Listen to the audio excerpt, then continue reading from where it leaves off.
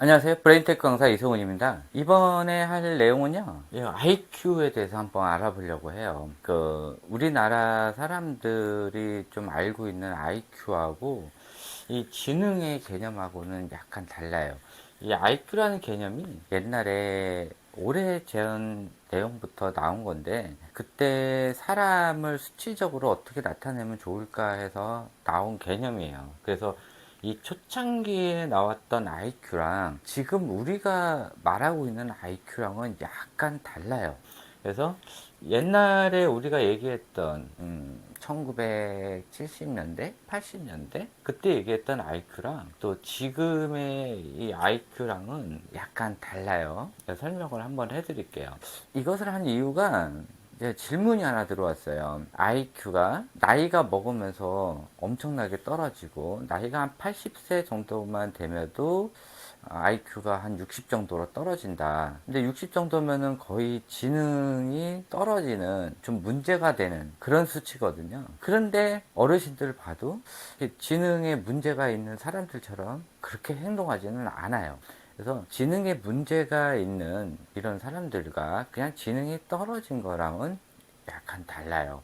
근데 IQ는 수치는 수치일 뿐이고 제가 이것을 설명한 이유는 경계성 지능 장애에 대해서 설명하다가 이 말이 나왔어요. 그래서 수치는 수치로 받아들일 뿐이고 그 외에 이런 수치에 너무 연연하지 말라고 제가 예를 조금 들어줬는데 거기서 조금 오해가 산 것 같아요. 그래서 그거를 한번 설명을 해드릴게요. 가드너의 다중지능 이론에 따르면은 지능은요, 언어지능, 논리수학지능, 음악지능, 신체운동지능, 공간지능, 인간친화지능, 자기성찰지능, 자연친화지능, 실존적 지능이 있어요. 그 외에도 지능이 더 있어요. 그런데 일반적으로 얘기하는 이 지능은 요 8개를 얘기를 해요. 9개네요. 자, 이 중에서 우리가 보통 얘기하는 IQ는 이 언어 지능과 논리 수학 지능 요거를 얘기를 해요. 그래서 이것만 따져서 이 사람이 IQ가 높은지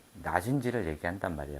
다시 말해서 이 IQ란 학습 지능을 얘기해요. 그래서 뇌로 따지면은 여기 있는 좌뇌를 얘기를 해요. 그런데 이거는 부족한 것 같아. 그래서 만든 게 이 웩슬러예요. 그래서 웩슬러는 이 공간지능, 신체운동지능, 그다음에 이런 사회성, 또 자기성찰지능, 또 주변과 어떻게 어울리는지 이런 것들을 같이 다 테스트를 하는데 여기서는 조금 상담자의 주관적인 이런 것들이 약간 들어가기는 해요.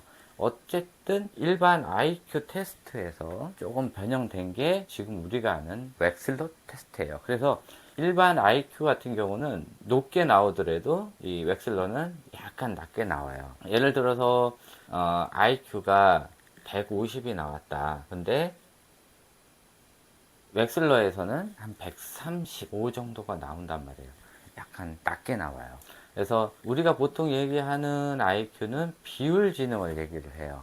비율 지능이란 정신 연령 나누기 지금 현재 나이 곱하기 100 깔끔하죠. 이게 우리가 보통 쓰고 있는 비율 지능이에요. 그래서 어린 나이 5살인데 불구하고 아이가 7살, 8살 같이 행동을 한다. 그러면은 IQ가 굉장히 높게 나오는 거죠. 이런 아이들 같은 경우는 나이대에 비해서 IQ가 120에서 130까지 나올 수가 있는 거예요.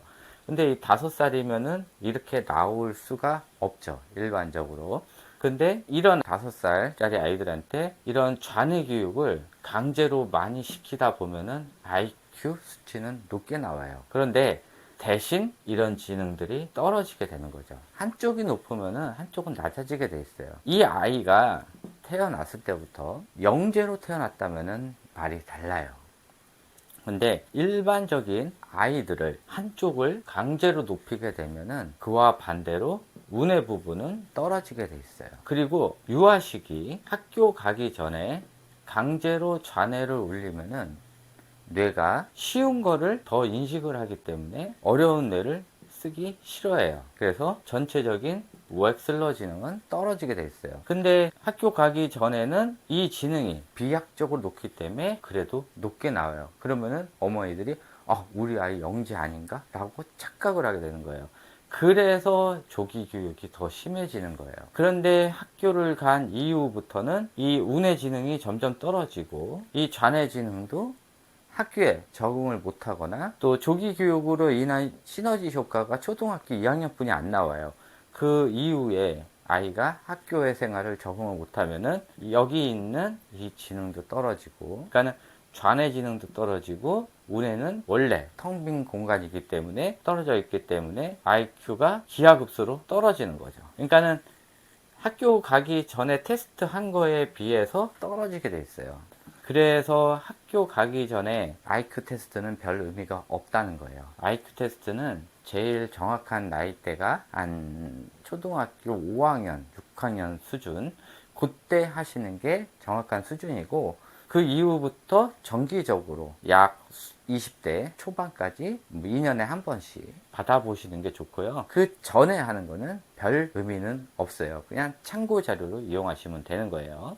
그런데 어쨌든 IQ 수치는 통계 자료에 보면은 아이가 태어났을 때 약 60 정도로 태어나고요. 이후부터 뇌가 발달하면서 여러 가지 부모에 의한 학습 효과로 점점 올라가게 되고, 학교를 간 이후에 초등학교 1학년부터 좌뇌가 성장을 하면서 IQ가 슉 올라가게 돼요. 그러다가 중학교가 넘으면요, 고등지능이 발달을 해요. 그래서 전두엽이 발달하면서 이때부터는 갑자기 상승을 하기 시작을 하고요. 약 27세까지 IQ가 최고점에 올라가게 되는데, 이것이 약 120 평균이에요. 근데 우리나라가 아마 평균 IQ가 106인가? 그 정도 될 거예요. 그러니까는 120까지 올라가는 건 아니고요. 약 110선, 이 정도까지가 평균치예요. 그래서 요 점에 있는 이 평균치가 대부분 보면은 약 80에서 120 사이, 이때가 사람들이 제일 많이 분포돼 있어요. 약 70에서 80% 정도 사람들이 분포가 되어 있고요. 그리고 나서 IQ가 떨어지게 돼요. 사람들이, 그러니까 일반인들을 얘기하는 거예요.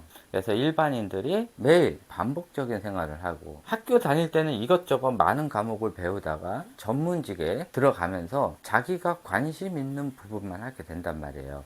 그런데 그것도 나이가 먹으면 먹을수록 학습 습득력이 떨어지게 돼 있어요. 그렇기 때문에 이게 떨어지게 되는 거고, 또 결정적으로 세포는 노화를 해요.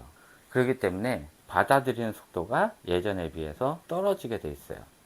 그러다가 종사하는 직종이 계속 학습을 습득하는, 그러니까는 일반적으로 말하는 사자 직업, 검사, 판사, 변호사, 이런 사람들은 계속 책을 봐야 되고 외워야 돼요. 또 가가 들어가는 직업, 뭐 건축가든 또 예술가든 작가든 음악가든 이런 사람들도 꾸준히 공부를 해야 된단 말이에요. 그런 사람들 외에 일반적으로 그냥 회사만 왔다 갔다 그냥 단순 노동 이런 것만 하시는 분들은 이런 학습 지능에 관련된 뇌가 점점 줄어들게 돼 있어요. 그래서 나이가 먹어서 공부를 하려고 하면은 굉장히 어렵죠. 그런데 일반적으로 이런 단순하게 생활을 하는 사람들이 전 세계에서 대부분이란 말이에요. 이런 특이한 부분에 종사하시는 분들은 기껏해야 10%도 안 돼요. 그리고 그 중에서 우리가 일반적으로 얘기하는 사자 직업, 이런 거는 우리나라 0.1%도 안 돼요.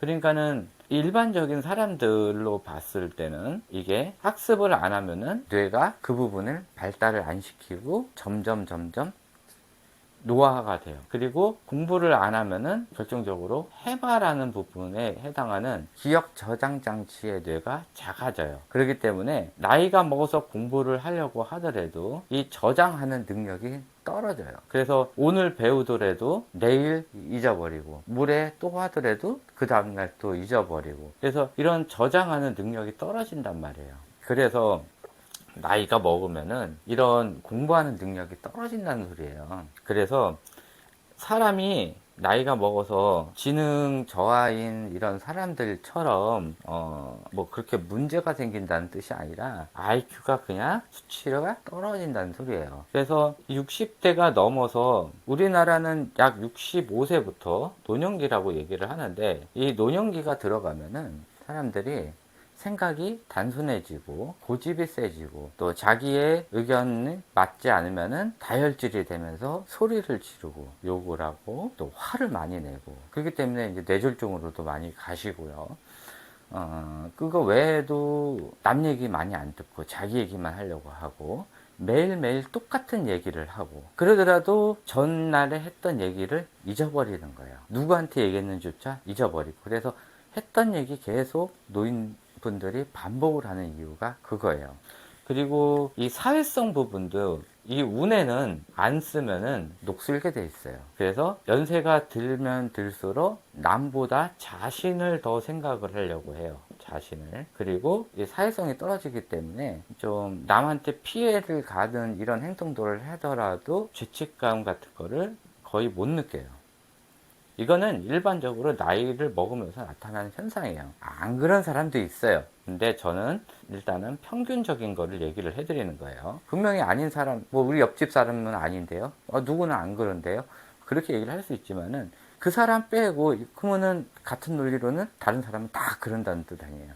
그러니까 이렇게 알고 계시고요. 이거는 평균치예요. 그래서 예를 들어서 뭐 스티븐 호긴스나 또 빌 게이츠나 이런 사람들은 뭐 처음에는 60을 시작했지만은 비약적으로 이렇게 발달을 해서 더 높이 올라갔다가 떨어지더라도 우리가 생각지 못하는 높은 선에서 멈출 수가 있단 말이에요. 또 이런저런 이유로 지능이 떨어지는 사람들은 낮은 수치에서 왔다가 낮은 수치에서 떨어졌단 말이에요.